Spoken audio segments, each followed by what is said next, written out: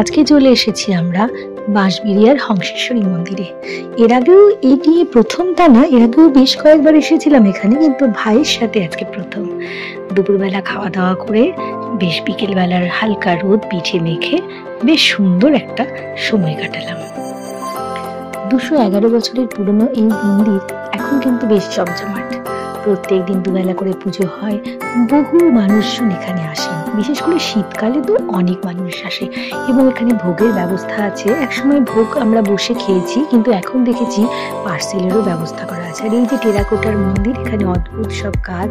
তো হংসেশ্বরী মন্দিরে কিছুক্ষণ থাকলাম ভাইয়ের সাথে, বেশ ভালো সময় কাটালাম। টেরাকোটার কাজ সবকিছু সুন্দরভাবে দেখলাম, যদিও কিছু কিছু জিনিস এখন অনেক নষ্ট হয়ে যাচ্ছে। এবং পেছনের এই যে জমিদার বাড়ি, যেটা এখনো রেনোভেশন সেরকম ভাবে হয়নি, বেশ ভালোই সময়টা কাটলো আজকে।